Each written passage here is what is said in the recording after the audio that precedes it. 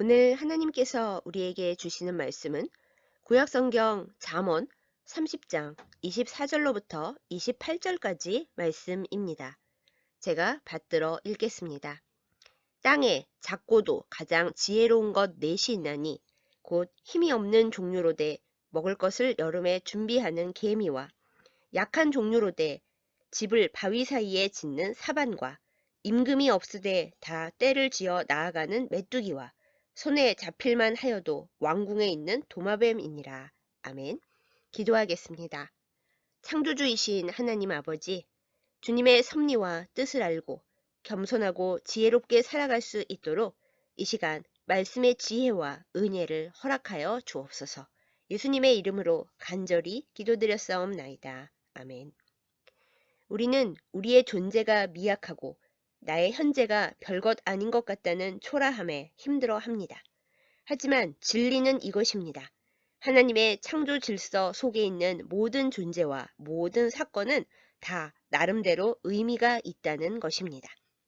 하나님께서 만드신 모든 것에는 저마다 목적이 있고 쓰임새가 있어서 버릴 것이 하나도 없습니다. 유대인들의 지혜를 모은 탈무드에 이 진실에 딱 어울리는 다윗 왕 이야기가 나옵니다. 물론 이 이야기가 진행될 때에 다윗은 아직 왕이 아니었습니다. 어느 날 다윗이 하나님께 기도를 했답니다. 하나님께서는 창조하실 때 쓸모없는 것을 세 가지 만드셨습니다. 거미, 모기, 그리고 정신이 온전치 않은 사람이요. 이것들은 대체 왜 만드셨습니까? 그러자 하나님께서 답하셨대요. 살다 보면 내 깊은 뜻을 알게 되는 날이 올 것이니라. 그 후 얼마 지나지 않아서 다윗은 사울왕에게 쫓기는 신세가 되었습니다. 어느 날 사울왕의 군사들에게 쫓기다가 동굴을 발견하고 간신히 그 안으로 숨었는데요. 곧 들이닥칠 사울왕의 군사들을 두려워하면서 벌벌 떨며 하나님께 기도를 했답니다. 그때 하나님께서 거미 한 마리를 보내셨습니다. 그 거미는 다윗이 숨어있는 동굴 입구에 거미줄을 쳤습니다. 다윗을 쫓아 여기저기를 뒤지던 군사들은 동굴 앞에 쳐진 거미줄을 보고 말했습니다. 다윗이 여기 들어갔다면 이 거미줄이 망가졌을 거야. 그러니 이 동굴 안은 찾을 필요가 없겠다. 그냥 가자. 동굴 안에서 이 말을 들은 다윗은 거미를 만드신 하나님을 찬양했습니다. 거미를 만드신 하나님, 할렐루야. 다음 사건은 성경에도 그 배경이 살짝 나옵니다. 사무엘상 26장에 보면 다윗을 추격하던 사울왕이 어쩌다 보니 잠잘 곳으로 찾은 데가 하필 다윗 일행이 숨어있던 동굴이었습니다. 다윗은 잠자는 사울왕을 죽일 수도 있었지만 그렇게 하지 않고 사울왕의 창과 물병만 가지고 나오죠. 성경에는 이 이야기만 나오지만 탈무드에는 다른 전설이 추가되어 있습니다. 다윗이 캄캄한 중에 살살 기어서 손을 뻗어 사울왕의 머리맡에 있는 물병을 잡으려고 할 때 잠자던 사울왕의 다리가 다윗의 목을 콱 눌렀대요. 깬 건 아니고 잠결해요. 그래서 다윗이 이러지도 저러지도 못하고 낑낑대고 있는 중에 하나님께서 이번에는 모기 한 마리를 보내셨답니다. 모기가 무니까 사울왕은 엉겁결에 다리를 치웠고 다윗은 무사히 목적을 달성하고 살아서 나올 수 있었습니다. 다윗은 모기를 만드신 하나님을 찬양했습니다. 모기를 만드신 하나님, 할렐루야! 정신이 온전치 못한 사람에 관한 이야기는 사무엘상 21장에 나옵니다. 순서상으로는 이 이야기가 가장 먼저 나와야 할 것 같아요.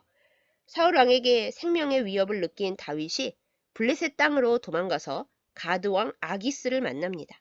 그런데 블레셋 사람들이 다윗을 좋게 볼 리가 있겠습니까? 다윗은 여기서도 죽음의 위기를 맞이하는데요. 결국 목숨을 부지하기 위해 정신이 온전치 못한 사람 흉내를 냅니다. 마침 가드왕 아기스에게도 그런 딸이 있어서 아기스는 질색을 하고 다윗을 그냥 내보내죠.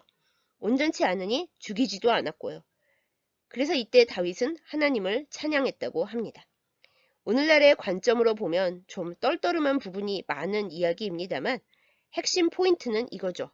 하나님께서 만드신 것에 대해 쓸모가 없다는 소리를 하지 말라. 하나님은 모든 것을 다 필요에 따라 적절하게 사용하신다라는 것입니다. 오늘의 말씀 본문은 작지만 지혜로운 4가지 동물들을 통해 하나님께서 우리에게 주시는 지혜를 배우라고 알려줍니다. 작고 별 볼 일 없어 보이는 동물이라고 하찮게 여기지 않고 그 동물로부터 얻을 수 있는 지혜를 깨닫는 자에게는 하나님의 세계 안에 있는 모든 것이 소중하고 귀합니다. 그럼 본문에 나오는 4가지 생물 중 가장 먼저 언급된 개미를 볼까요? 말씀에서는 개미를 힘이 없는 종류로 돼 먹을 것을 여름에 준비한다고 표현합니다. 하나님은 개미에게 큰 몸집과 힘을 주시지는 않았습니다. 하지만 겨울에 먹을 식량을 여름에 미리 준비하는 지혜를 주셨습니다. 개미는 자기 몸무게의 60배 무게의 짐을 끌고 갈 수 있다고 합니다. 이 능력으로 준비할 수 있을 때 앞날을 준비하고자 최선을 다합니다. 개미를 통해 배울 수 있는 지혜는 일할 수 있을 때 작은 일에 묵묵히 최선을 다해야 한다는 것입니다. 개미 농장을 아십니까? 그 정교하고 큰 도시를 만드는 것은 꾸준히 흙 한 덩어리를 물고 나르는 것에서 시작됩니다. 개미는 우리에게 불평하지 않고 지금 이 순간에 할 수 있는 작은 일을 부지런히 하는 것이 세상 사는 가장 소중한 지혜임을 가르쳐 줍니다. 어려운 현실 앞에서 무력하고 할 수 있는 일이 아무것도 없다고 여기십니까? 개미를 기억하면서 그저 작은 흙 한 줌을 옮기는 일일지라도 지금 나에게 허락된 그 일을 믿음과 기도로 행하는 우리가 되십시다. 우리에게 개미의 지혜를 깨닫게 하시는 하나님께서는 그 작은 일을 통해 하나님의 일을 이루실 것입니다. 선하게 쓰임받는 우리이기를 예수님의 이름으로 축복합니다. 두 번째로 등장하는 것은 사반입니다.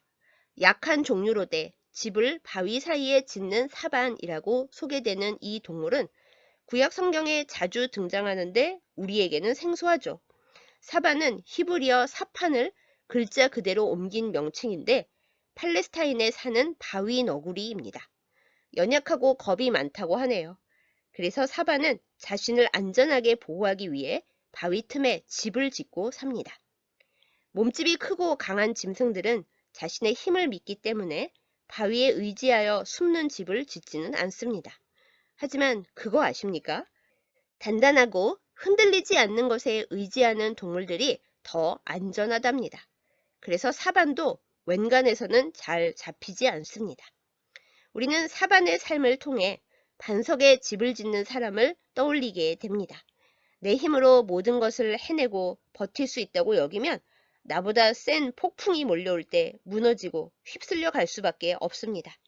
그러나 흔들리지 않는 말씀의 반석, 견고하고 영원하신 예수 그리스도를 믿는 믿음의 반석 위에 집을 지으면 그 어떤 시련이 몰려와도 결코 넘어지지 않습니다. 물론 반석 위에 집을 짓는 일은 쉽지 않습니다. 오래 걸립니다. 그래도 연약하고 겁이 많은 사반도 어렵고 힘든 방법을 택하지 않습니까? 그것이 사반이 하나님께로부터 받은 지혜이고요. 우리의 연약함을 인정하기에 더욱 주님을 붙들고 주님의 날개 그늘 아래 평안을 구하는 우리여야 합니다. 안전하게 올바로 잘 살아가기 위해 간단하고 편한 방법을 택하지 않고 험난한 방식을 감수하는 지혜, 흔들리지 않는 것을 기꺼이 붙잡고 의지하는 지혜를 우리에게 알려주는 사반입니다. 여러분, 멀리 깊이 생각하지 못하고 그저 잠깐 편하려고 요령 부리지 말고 사반처럼 변치 않는 것을 붙드는 지혜로운 우리가 되십시다. 시험 물결은 있을지라도 반석이 되어 우리를 품으시는 주님의 능력 가운데 끝내 승리할 것입니다. 세 번째로 등장하는 작지만 지혜로운 생물은 메뚜기입니다. 메뚜기는 임금이 없지만 때를 지어 질서 있게 다니며 일을 잘 처리해 나간다고 소개되고 있습니다. 강한 리더가 없어도 질서를 따르는 모습을 통해 우리에게 주인의식과 책임의식이 어떤 것인지 교훈해 줍니다. 누군가가 강제로 시키고 통제해야만 질서를 지킨다면 그야말로 메뚜기보다 못한 인생입니다. 하나님은 우리에게 어느 만큼의 자유의지를 선물로 주셨습니다. 우리는 하나님이 조종하시는 대로 사는 것이 아니라 하나님의 자녀로서 선택하면서 살도록 지음받았습니다. 어떤 것을 선택하면 좋을지, 무엇이 옳은 일인지 하나님은 그 지혜도 우리의 영혼 안에 두셨습니다. 물론 우리는 메뚜기보다 훨씬 나은 지능과 이성과 판단력을 지니고 있죠. 그 좋은 하나님의 선물을 하나님을 떠나고 악한 생각과 행동을 하며 죄 짓는 데만 사용한다면 정말 메뚜기보다 못한 서글픈 존재가 되고 말 것입니다. 아무도 날 강제하거나 지켜보지 않는다 해도 하나님께서 지켜보심을 잊지 않고 사는 우리여야 합니다. 주님 안에서 거듭난 새 생명을 기억하고 감사하면서 나 자신을 성령의 전으로 가꾸어 가겠다는 거룩한 책임의식으로 살아야 하겠습니다. 하나님께서 심판과 벌로 우리를 강제하시지 않고 지켜보심과 인내와 사랑으로 우리를 대하심을 알고 지혜롭게 삶의 순간들을 선택하는 우리이기를 예수님의 이름으로 축복합니다. 말씀 본문의 마지막으로 등장하는 작아도 지혜로운 것은 도마뱀입니다. 손에 잡힐만 하여도 왕궁에 있다고 소개되고 있죠. 우리나라에서는 집 안에서 돌아다니는 도마뱀을 거의 볼 수 없습니다. 하지만 좀 더운 지역에 가면 조그마한 도마뱀들이 벽을 타고 돌아다니는 것을 쉽게 볼 수 있지요. 도마뱀은 사람들의 손에 쉽게 잡힐 만큼 힘이 없다고 해서 사람들을 피하지 않습니다. 오히려 민첩하게 움직이면서 사람들과 함께 사는 길을 택합니다. 도마뱀은 위험이 닥치면 꼬리를 자르고서라도 민첩하게 도망가면서 자기 살기를 도모합니다. 말씀 본문에 따르면 심지어 삼엄한 왕궁의 경계를 뚫고 사람들이 잘 들어올 수 없는 왕궁의 거처를 마련하여 자신을 보호한다고 하죠. 아무나 왕궁으로 들어오지는 못하기 때문에 도마뱀은 손에 잡힐만 해도 안전합니다. 도마뱀은 매우 민첩하게 행동합니다. 우리에게 민첩한 판단력과 대응의 필요성을 깨닫게 하고 나아가야 할 때와 꼬리를 자르고서라도 물러서야 할 때를 아는 지혜가 삶에 필요하다는 것을 가르쳐주는 도마뱀입니다. 작고 하찮아 보이지만 슬기롭게 살아가는 이 네 가지 동물들은 우리가 하루하루를 어떻게 살아가야 할지 생각하게 합니다. 사랑하는 여러분, 우리는 먼 미래에 쓰임받고자 지금 이 순간을 그냥 허투루 보내고 있는 것이 결코 아닙니다. 아무것도 아닌 것 같고 초라하게 느껴지는 지금 이 순간에도 우리의 모습 이대로 어떤 모양으로든 하나님께 쓰임받고 있습니다. 이것이 하나님의 창조 세계의 질서입니다. 작고 약함에 실망하거나 두려워하지 마십시다. 하나님께서 우리를 지금 잠시 약하게 두신 것은 크고 강하고 세다고 교만하다가 멸망하지 않게 하기 위해서입니다. 오직 하나님만 온전히 의지하게 하기 위해서입니다. 주님만 바라보고 의지하며 겸손히 행하면 하나님은 연약해 보이는 우리의 질그릇에 보배를 담아 사용하실 것입니다. 작은 동물들에게 귀한 지혜를 주신 하나님이십니다. 우리가 거룩한 지혜를 받고자 한다면 가장 귀한 지혜를 알고 행하게 하실 것입니다. 우리에게 있는 모든 부족함과 연약함은 지혜로우신 하나님께서 머무시고 일하시는 조건이고 공간입니다. 그러니 나를 가장 지혜롭고 복되게 하는 것이 사실은 나의 연약하고 부족한 것들임을 꼭 기억하십시다. 감사하며 모자란 모든 것을 주님께 내어 드릴 때 하나님의 역사가 우리의 모자람을 덮고 아름답게 나타날 것입니다. 사랑하는 여러분, 우리가 살고 있는 지금 이 순간은 하나님께서 주신 조건 안에서 최선을 다해 슬기롭게 선과 질서를 수행하고 있는 삶의 순간인가요? 아니면 불평하면서 게으르게 먼 미래만 꿈꾸고 죽지 못해 견디는 불쌍하고 악한 삶의 순간인가요? 작지만 지혜로운 피조물들의 삶을 교훈으로 삼아 지금 해야 할 일을 알고 슬기롭게 하루하루 순간순간 복되게 사는 우리이기를 간절히 기도하고 소망합니다. 기도하겠습니다. 온 우주를 지으신 하나님 아버지, 세상의 처음과 끝을 아시면서도 가장 작은 피조물까지도 세심하게 아끼시고 꼭 필요한 지혜를 부으시는 하나님의 사랑과 능력을 찬양합니다. 감사와 영광을 주께 올려드립니다. 우리에게 주신 거룩한 생명과 지혜를 잃어버리거나 놓치지 않고 주님의 뜻 안에서 작아도 슬기롭게 살게 하여 주옵소서. 개미처럼 성실하고 부지런하게 지금을 살게 하여 주옵소서. 사반처럼 나의 연약함을 알고 반석이신 예수 그리스도의 옷자락 가운데 살게 하여 주옵소서. 메뚜기처럼 누군가 나에게 강제하지 않아도 거룩한 질서 속에 성령의 음성을 따라 살게 하여 주옵소서.